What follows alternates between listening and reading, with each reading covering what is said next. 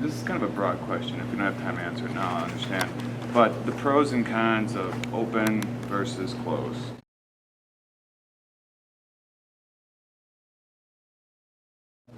Chain exercises.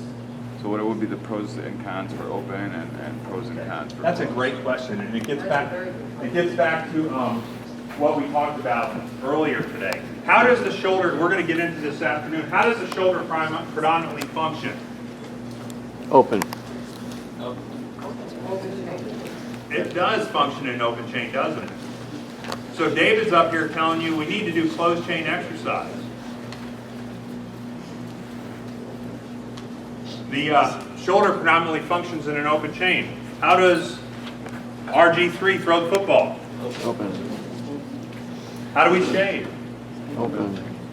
So predominant shoulder function takes place in an open chain, and we know there's not many things we know for certain about exercise, but I like to say there's 4 guiding principles whenever I design some of this program. Adaptation, right? So we can't apply the same stimulus over time. We have to cycle through these phases.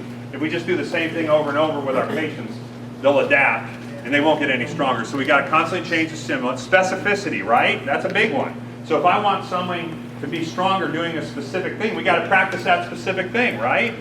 I can't have someone with their leotards in aerobics class and say that I'm going to have you squat more. Is that going to work? So we got to be specific.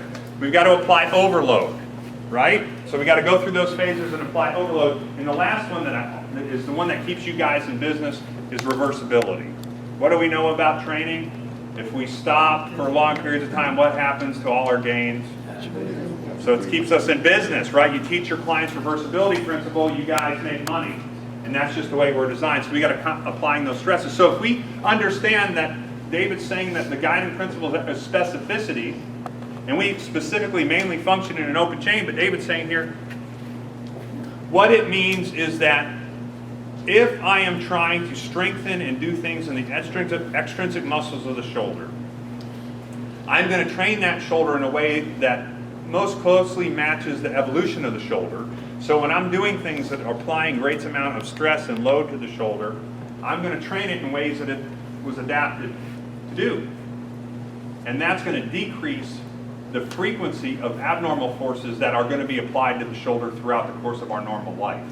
And hopefully that's going to allow the rotator cuff to live longer and healthier. So we're not going to function all the time in an open chain and train it in an open chain and wear it out more. Does that mean we should train partially in open? I know, all my heavy training I do with shoulders is all in a closed chain. And I'll show you guys later this afternoon. Well, since life happens in open, shouldn't we, you know what I mean? Great point, but no. So we're going to get the shoulder stronger, all the extrinsic muscles are the stronger when we're applying massive amounts of load. What's the difference between the two?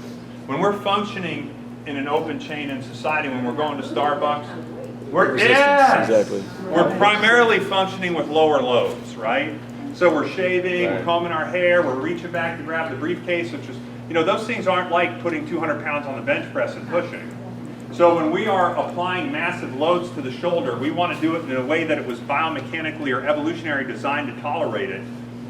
That is where we can save the shoulder joint to allow them to function more in an open chain outside of seeing us. Great question, and it really is something you're going to, when you really think deeper into it, that's one of the biggest things I like to see where people are saying, hey, wait a minute, David, that's bullshit. We function in an open chain. And it's true, we do function in an open chain.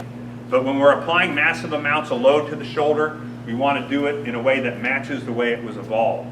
Because when we're primarily doing the things, drinking our Starbucks coffee, eating dinner, combing our hair, those things take place with very low loads in an open chain.